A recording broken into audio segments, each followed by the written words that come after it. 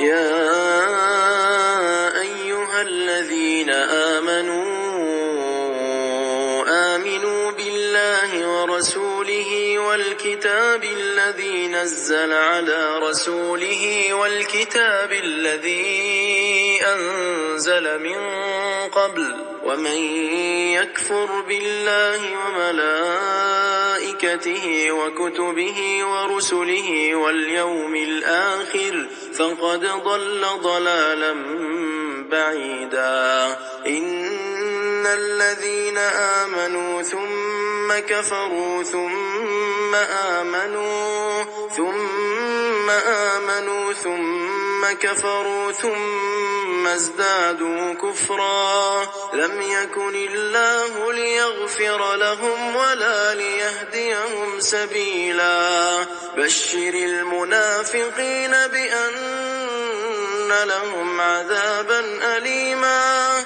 الذين يتخذون الكافرين أولياء من دون المؤمنين أيبتغون عندهم العزة فإن العزة لله جميعا. وقد نزل عليكم في الكتاب أن إذا سمعتم آيات الله يكفر بها ويستهزأ بها فلا تقعدوا معهم حتى يخوضوا في حديث غيره إنكم إذا مثلهم. إن الله جامع المنافقين والكافرين في جهنم جميعا.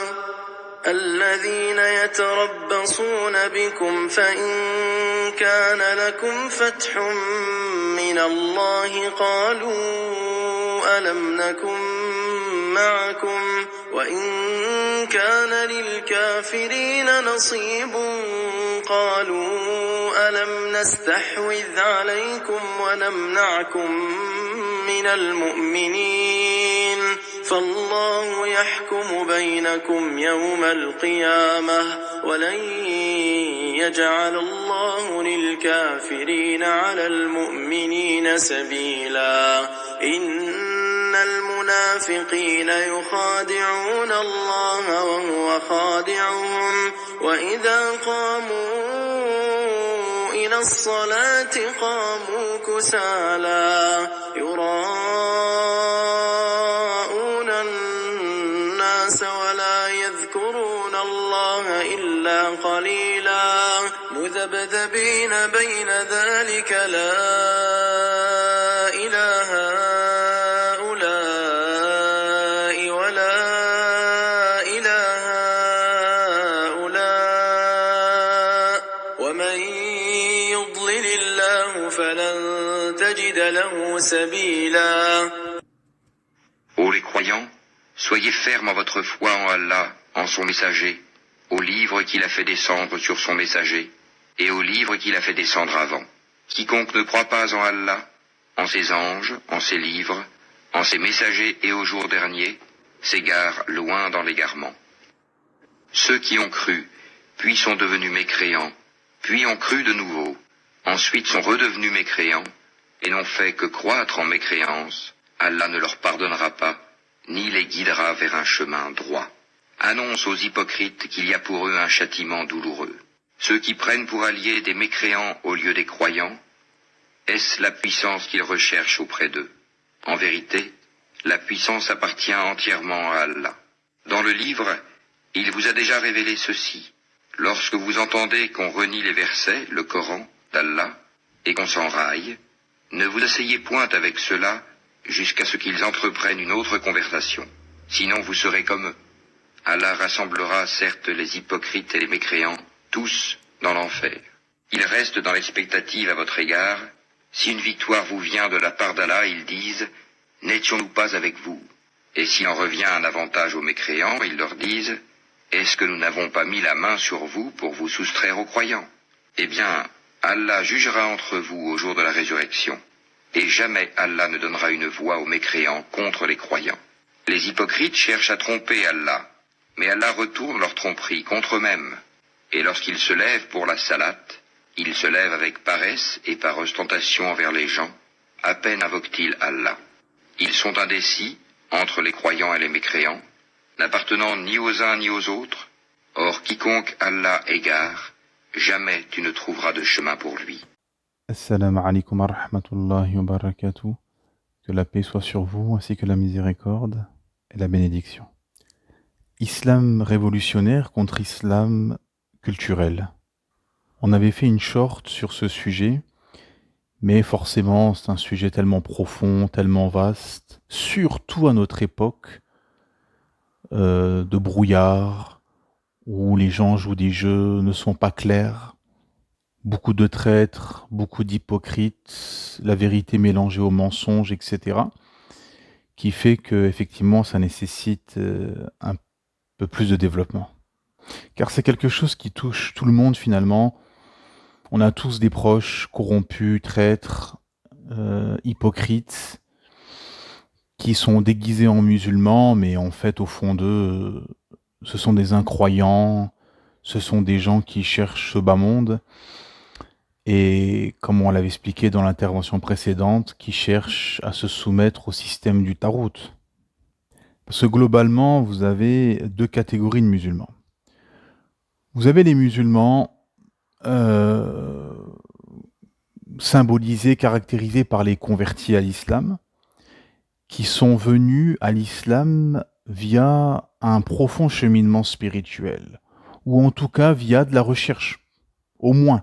Si ce n'a pas été forcément un profond cheminement spirituel, ça a été via de la recherche, via de la documentation, via de l'écoute de prêches, de da'wah, etc. C'est-à-dire que ce sont des gens globalement qui sont venus à l'islam par conviction, par recherche de vérité, et qui s'est accompagné par une révolution, une profonde révolution intérieure. Une déconstruction de ce qu'ils avaient cru, de ce que le système leur a inculqué depuis tout petit. Et donc, ils ont fait ce travail finalement de at-tasfiya ou at-tarbiya, c'est-à-dire de déconstruction, de purification et d'éducation islamique. Et c'est le cas de beaucoup de musulmans issus de familles musulmanes, notamment en Occident. Parce qu'ils sont un peu dans le même état d'esprit.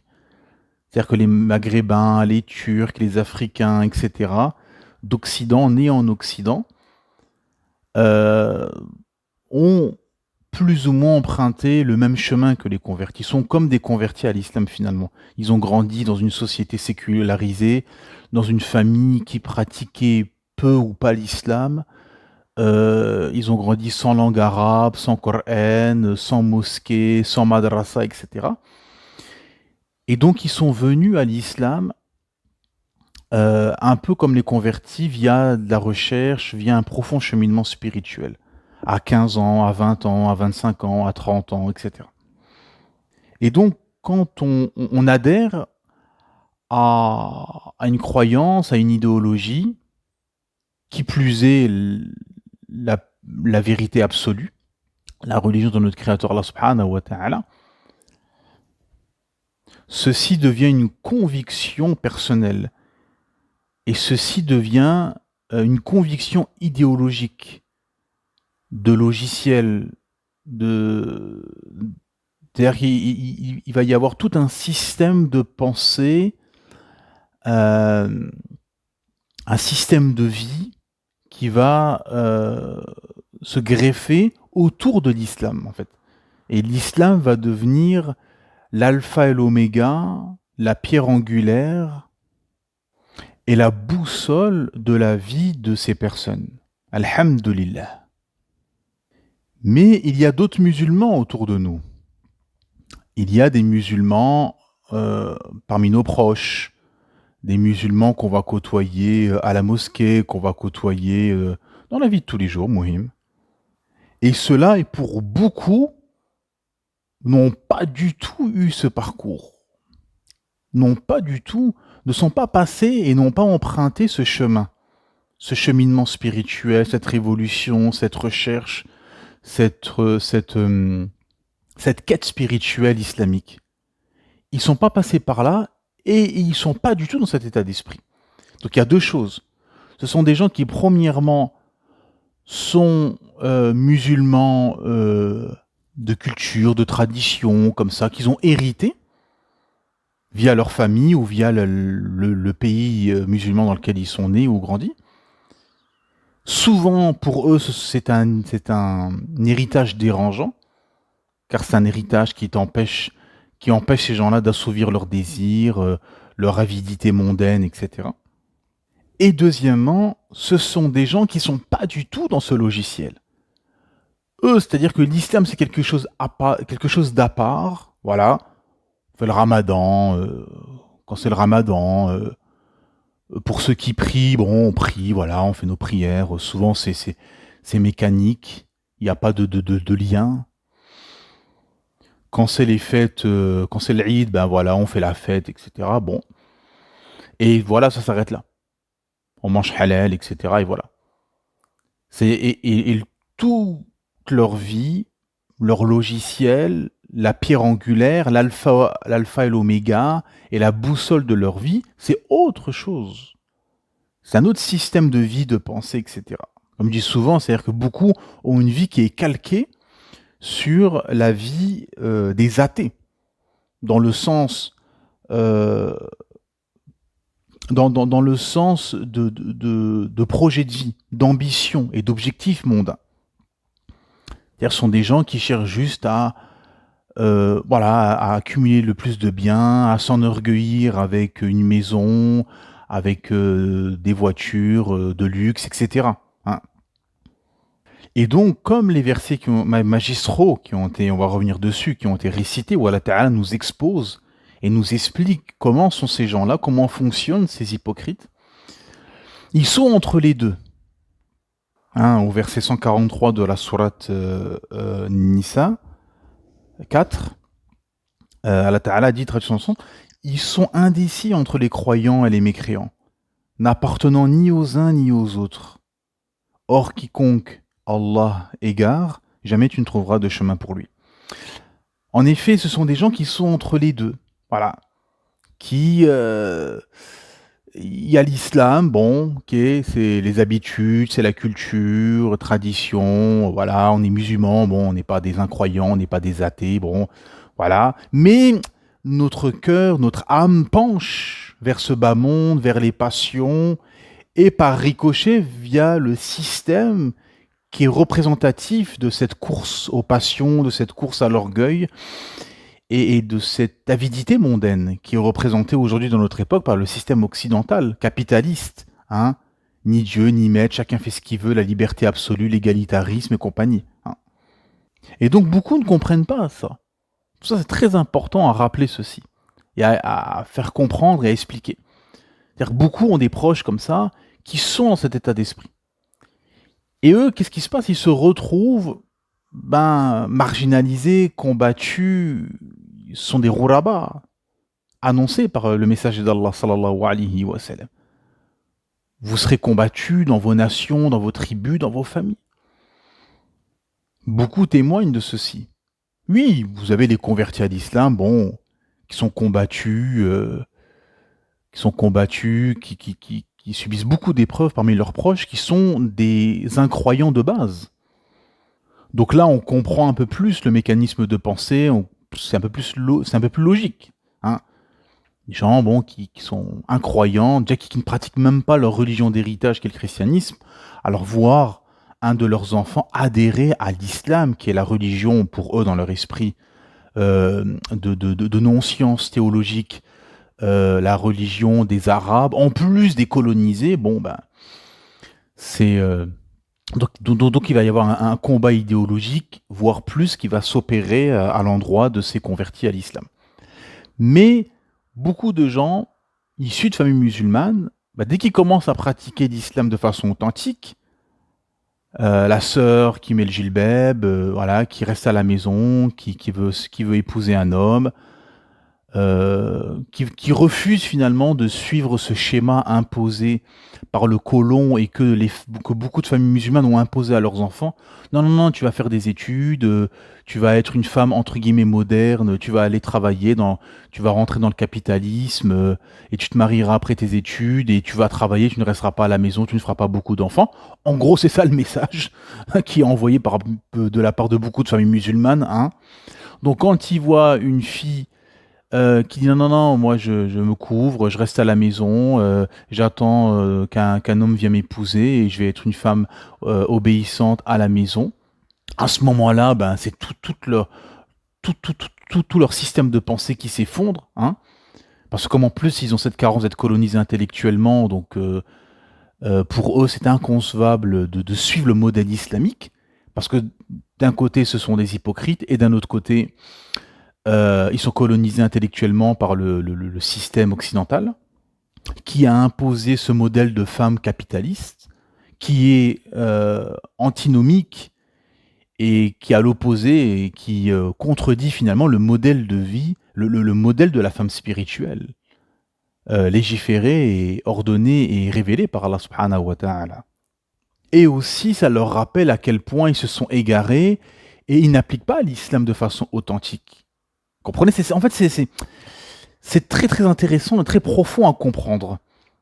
C'est un peu, quand on remonte l'histoire, ce qui s'est passé avec le shir Muhammad ibn Abd al-Wahhab, rahimahullah, dans la péninsule arabique, dans le Nejd, quand il est venu à appeler au tawhid, à revivifier cette prédication, cette da'wa, cette croyance saine qui est l'unification divine sans associé.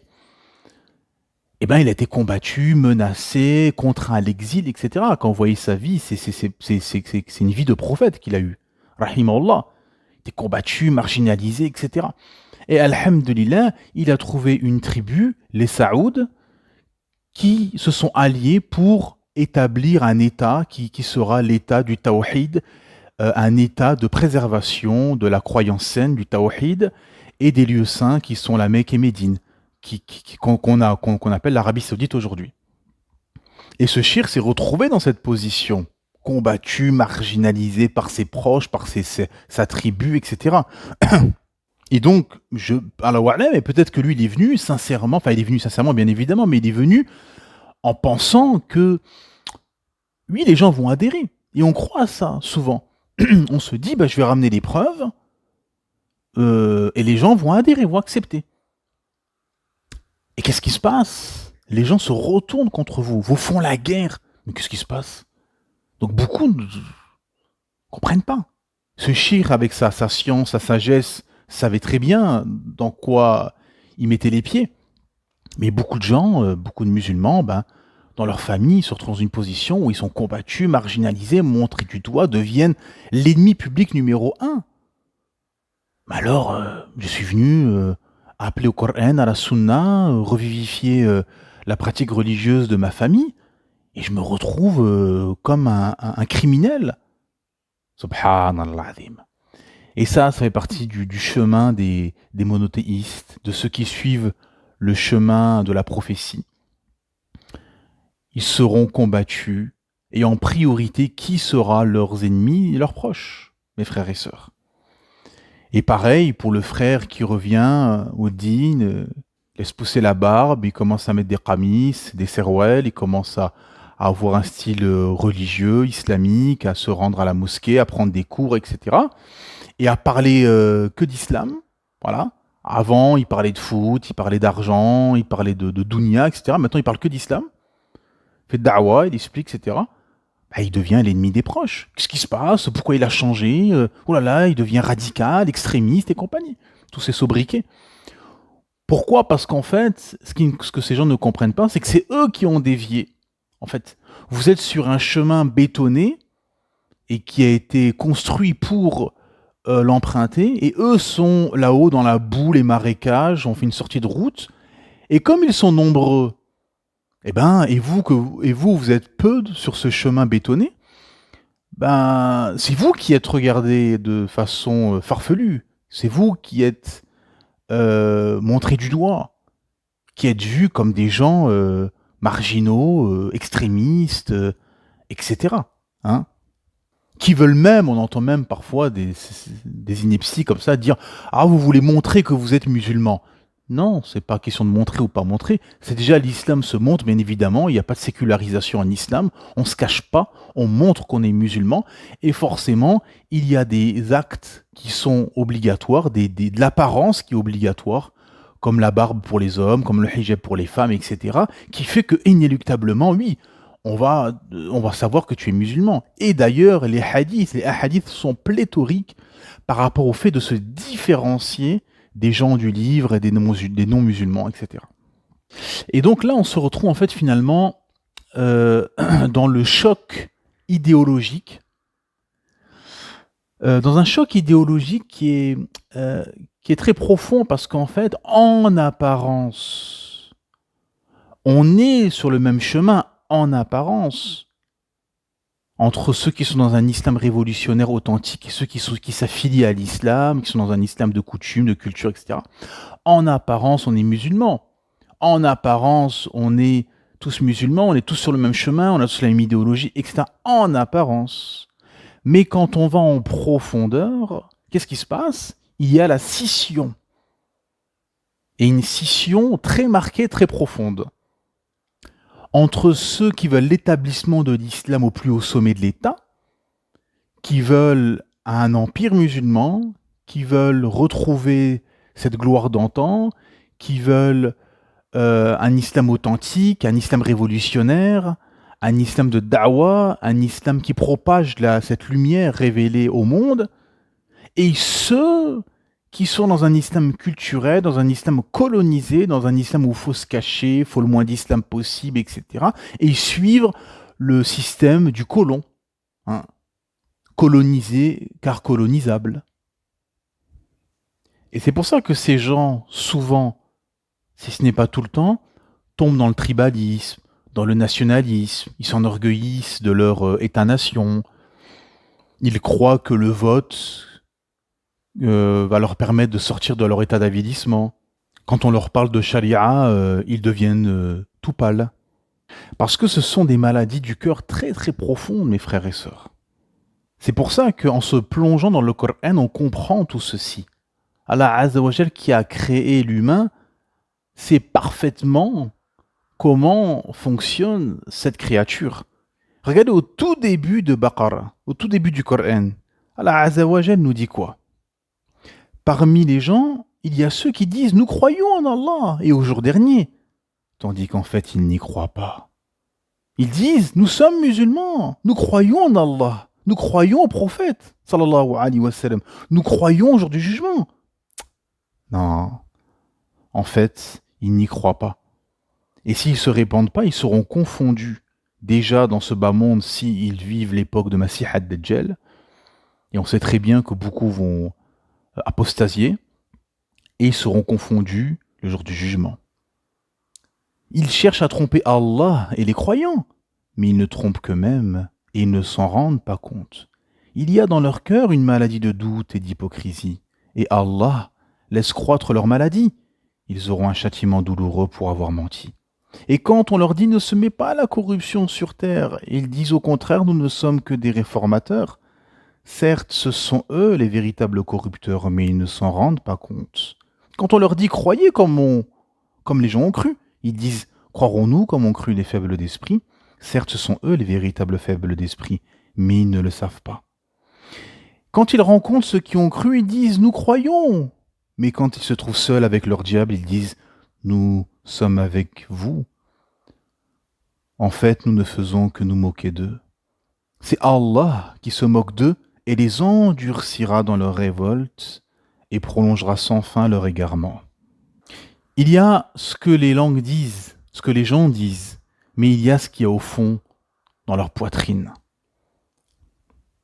C'est pour ça que le pouvoir, l'argent, la notoriété est un révélateur quasi absolu pour révéler ce qu'il y a dans les poitrines. Vous voyez les personnes tenir un discours, avoir un certain comportement, et dès que la notoriété, le pouvoir ou l'argent viennent toquer à leur porte, tout d'un coup, on voit leur traîtrise, on voit leur corruption, on voit les masques tomber.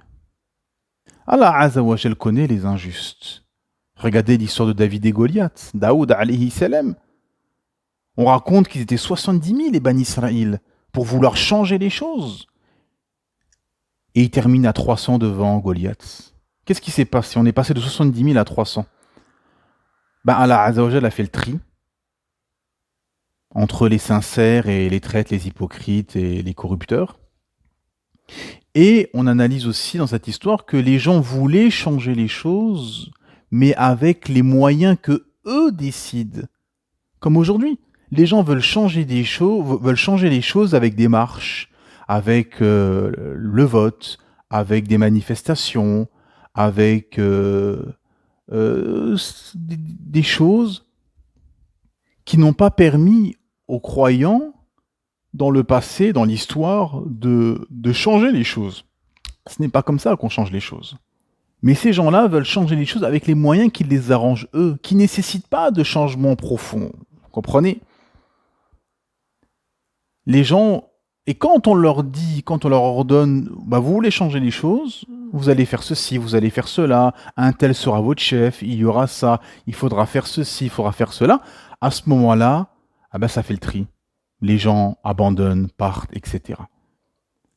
Parce que peu veulent la vérité. Et peu veulent changer les choses avec les moyens qu'Allah Azza wa Jal a décidé. Pourquoi? Parce que ça nécessite un profond changement, une révolution intérieure. Parce que c'est facile d'aller crier dans la rue, dire libérer la Palestine. Et tu vois un tel ne porte pas le hijab, un tel il vend dans son épicerie de l'alcool, un tel il contracte un crédit avec un riba, il sait que c'est interdit, un tel fait pas sa prière.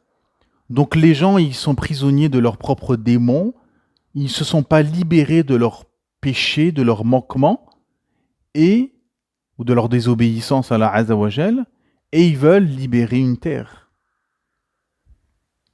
Jérusalem a toujours été libérée par de grands conquérants spirituels monothéistes qui avaient fait ce travail en amont. Car celui qui combat ses passions soumet ses ennemis. Et malheureusement, dans notre époque, ces gens sont majoritaires. C'est pour ça qu'on est dans cet état. C'est pour ça que les musulmans qui pratiquent l'islam de façon authentique sont marginalisés, sont montrés du doigt, etc. Parce que comme mon exemple de tout à l'heure du chemin bétonné et de ceux qui seraient dans les marécages et dans la boue en sortie de route, comme ils sont majoritaires, c'est eux qui passent pour des gens normaux, pour des gens qui marchent sur un chemin cohérent et logique, parce qu'ils sont majoritaires. Les Qurayshites, quand ils enterraient les bébés de sexe féminin, c'était normal, logique, parce que tout le monde le faisait en majorité. Celui qui dit non, ne faites pas ça, ce n'est pas moral, etc., c'est lui qui passait pour un marginal, pour un farfelu, pour un islamiste extrémiste. Vous comprenez? C'est toujours la même chose, ça ne change pas, en fait. En fait, c'est ce qui se passe aussi avec ces hypocrites, c'est-à-dire que pour discréditer, d'ailleurs c'est quelque chose qui est connu, pour discréditer un ennemi, on lui balance comme ça une généralité, on lui balance un sobriquet pour le discréditer. Lui c'est un nazi, lui c'est un communiste, lui c'est un islamiste, lui c'est un radical, lui c'est un extrémiste, etc. C'est-à-dire vous engluez la personne dans des slogans, dans des sobriquets ou dans des généralités pour le discréditer. C'est cette fille-là, dans notre famille, on a une fille, elle met le gilbab, elle veut rester à la maison, elle veut se marier, faire beaucoup d'enfants, etc. C'est une extrémiste. Non, c'est une arriérée moyenâgeuse. Wal'iyadu billah. Vous avez vu? Et en fait, ce qu'ils ne comprennent pas, ces gens-là, et Allah Ta'ala cerne par sa science leur complot, leur ruse et ce qu'il y a dans leur poitrine, c'est qu'en fait, c'est l'islam qu'ils combattent derrière. Comprenez? C'est comme aujourd'hui avec les ennemis de l'islam, avec les incroyants. Quand ils combattent l'Iran, par exemple, quand ils combattent l'Iran, c'est pas un État chiite qu'ils combattent. Eux, c'est l'islam. Eux, ils différencient pas sunna, sunnite, chiite, sunna, bid'a, tel groupe hérétique. Non, pour eux, c'est l'islam. Vous êtes tous des musulmans, voilà, vous êtes tous pour la charia, donc vous êtes nos ennemis. Voilà, c'est ça c'est ça qu'il faut comprendre, quoi. Derrière, pour eux, c'est la même chose. Ah bah là, c'est pareil avec des musulmans affiliés, des musulmans en apparence qui sont hypocrites. C'est-à-dire quand ils combattent votre pratique assidue de l'islam, quand ils débattent avec vous dans vos objections, quand vous ramenez le Coran et la Sunna, c'est pas, ils vous attaquent vous parce qu'ils peuvent pas attaquer l'islam directement, car ils seraient confondus et dévoilés au grand jour. Et comment dire, leur langue aura dépassé ce qu'il y a dans leur poitrine. Donc, ils vont critiquer la position et le choix de vie de telle personne parmi leurs proches, qui est en concordance avec le Coran et la Sunna, pour ne pas attaquer le Coran et la Sunna directement. Vous comprenez? Ils ne peuvent pas attaquer le Coran et la Sunna. C'est le même mécanisme de pensée qu'il y a en France, avec le système politico-médiatique anti-islam. Ils ne diront jamais d'islam, à part quelques personnes comme ça qui disent tout haut ce que tout le monde pense tout bas. Hein. Mais ils ne vont jamais dire l'islam le problème, le Coran le problème. Non, ils disent l'islamisme, le radicalisme. Pour combattre le Coran et les lois du Coran et la charia, ils vont dire l'islam politique, l'islam radical, l'extrémisme, l'islamisme. Voilà, tous ces sobriquets flous et fourre-tout, pour ne pas dire c'est l'islam, c'est l'islam qui vous dérange. Voilà, ayez du courage et dites voilà, c'est l'islam. Mais comme ils ont près de 8 ou 10 millions d'arabo-musulmans en France, ils ne peuvent pas le faire, quoi. Ah bah là, c'est pareil avec des gens affiliés à l'islam, dans un islam culturel. C'est-à-dire qu'en fait, ils vont attaquer la personne. Oui, mais aujourd'hui, oui, mais ceci, oui, mais cela, oui, mais... voilà, toujours oui, mais... Non, aujourd'hui, tu peux pas parce que... Qui a dit aujourd'hui, tu peux pas?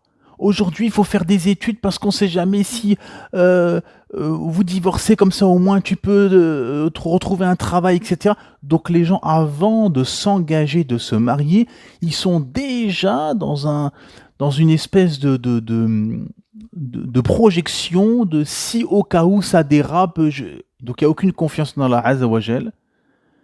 Et dès le départ, ça commence avec de la méfiance. Donc en fait, ce sont des gens qui ne croient pas totalement au texte, qui n'ont pas confiance en Allah subhanahu wa ta'ala et en sa législation et en ses textes,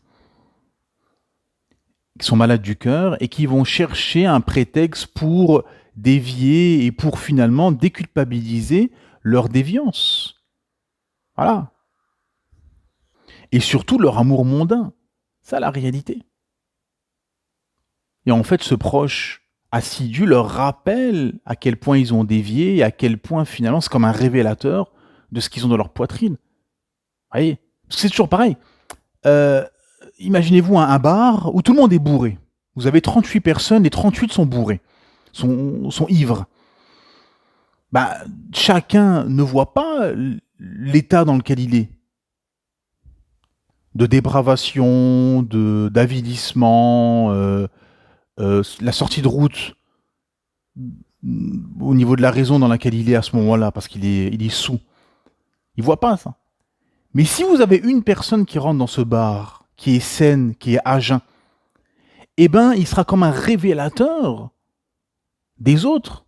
Parce qu'ils vont le voir sobre, il tient debout, il n'est pas là affalé sur un bout de table, il n'est pas en train de vomir, en train de raconter, en train d'avoir des idées et des propos incohérents, etc. Donc il est là, sobre, sain, il se tient debout avec un discours clair, précis, sans propos farfelus. Et donc il va être un révélateur de l'état dans lequel sont ces gens. Ben là, c'est pareil. C'est-à-dire que vous avez des familles comme ça, de culture islamique, qui sont dans le laxisme, ou parfois il y a même de la sorcellerie qui est mêlée aux coutumes, aux traditions et à l'islam. Il y a du riba, de l'usure, voilà, pas de hijab, la salade plus ou moins, oui, voilà, des manquements, des transgressions, des désobéissances, etc. Et quand vous avez quelqu'un, quand parmi cette famille, il y a un proche qui applique le Coran, la Sunna de façon authentique, qui suit les savants, qui arrive avec des explications, etc., bah, tout d'un coup, voilà, il est le révélateur qu'il faut combattre.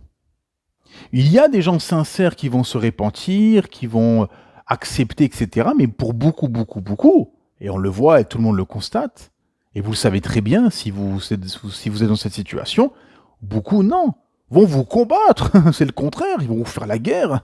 Ils vont vous combattre. Ils vont dire, ah non, lui c'est un extrémiste, lui ça. Qu'est-ce qu'ils vont faire? Ils vont vous faire des coups bas, se moquer de vous, rigoler, vous discréditer, etc.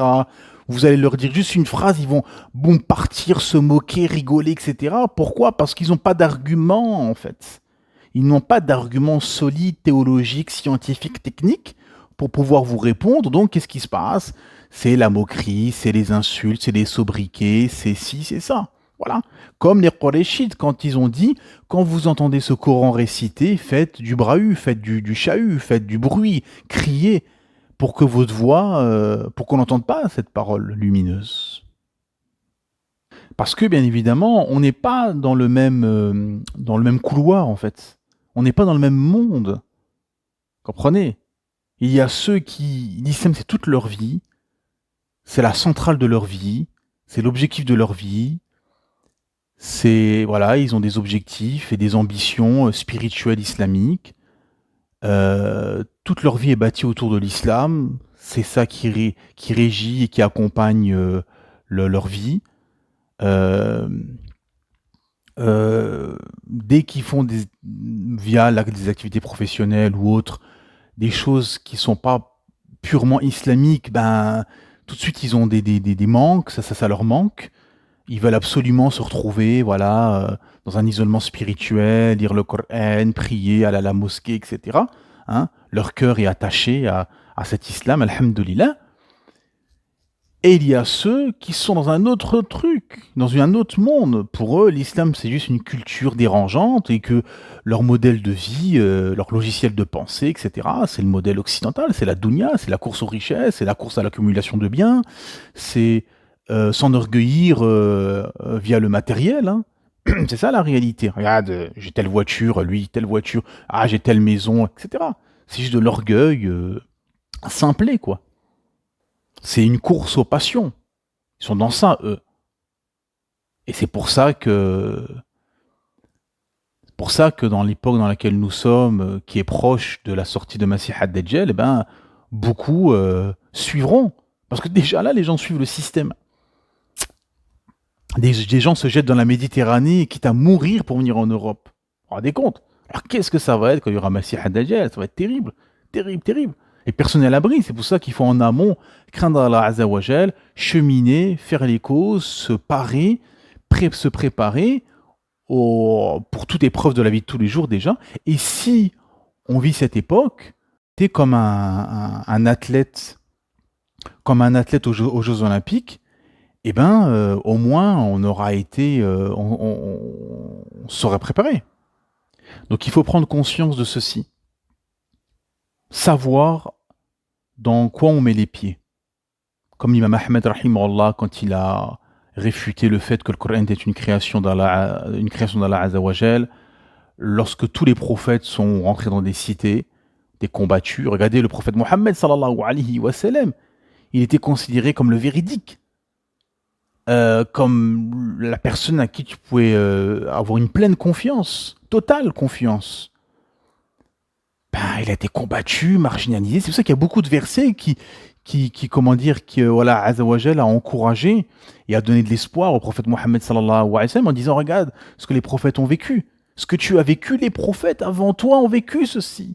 Ils ont été combattus, moqués, marginalisés, insultés, contraints à l'exil, etc. C'est le chemin de la prophétie. Sois ferme, Allah Azza wa Jal ordonne au prophète, sois ferme sur ce chemin. C'est une guidance qui nécessite des sacrifices, des efforts. Mes frères et sœurs,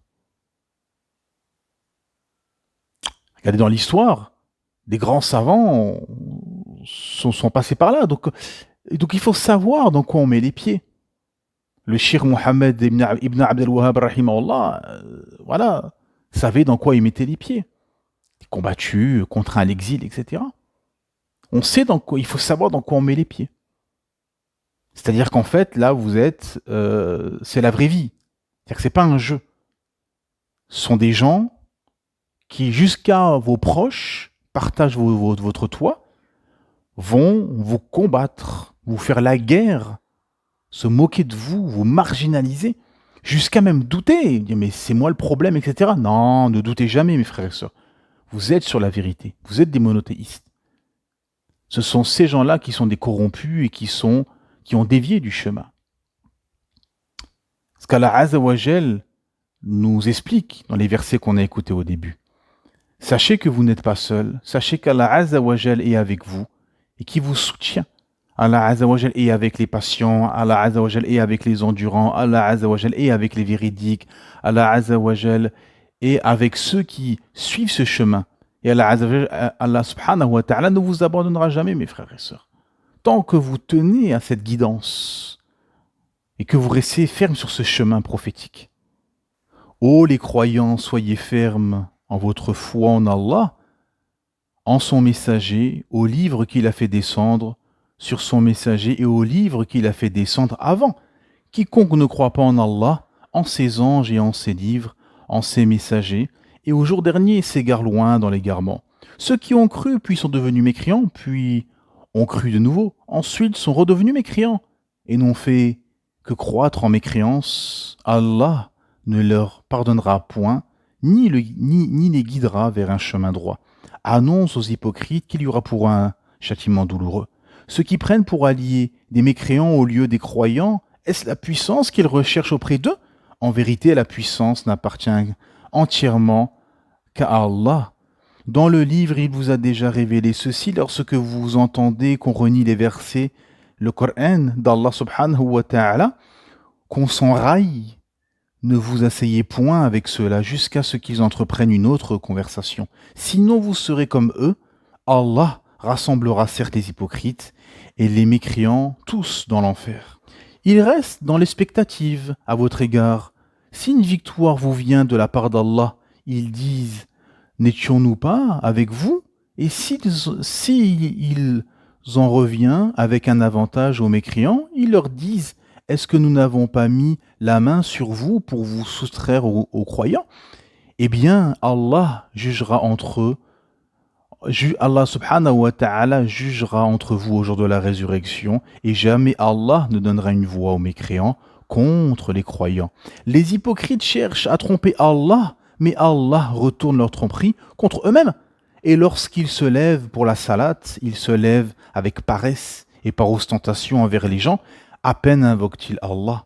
Ils sont indécis entre les croyants et les incroyants, n'appartenant ni aux uns ni aux autres. Or, quiconque Allah égare, jamais tu ne trouveras de chemin pour lui. Méditez profondément sur ces versets où Allah Azza wa Jal nous explique clairement comment sont ces gens-là, ne sachant pas quel camp choisir. Ils sont mécréants puis incroyants, ils sont entre l'incroyance et la croyance. Ils prennent les mécréants, les systèmes mécréants comme alliés en cherchant la puissance, comme aujourd'hui beaucoup veulent chercher la puissance via la démocratie, via les outils et les outils donnés par le système. Allah Azza wa Jal nous ordonne de ne pas rester avec ces gens quand ils renient le Coran et qu'ils se raillent, qu'ils rigolent, jusqu'à ce qu'ils entreprennent une autre conversation. Sinon, regardez, Allah Azza wa Jal nous prévient, sinon vous serez comme eux. Et ça, c'est un point très important à comprendre, mes frères et sœurs. C'est-à-dire que, sous prétexte que, bien évidemment, en islam, la famille, c'est très important. Couper les liens de parenté est un grave péché. Mais, ce qu'il faut comprendre, c'est que en islam, il y a le juste milieu. Il y a un juste milieu. Bien évidemment, ne jamais couper les liens de parenté.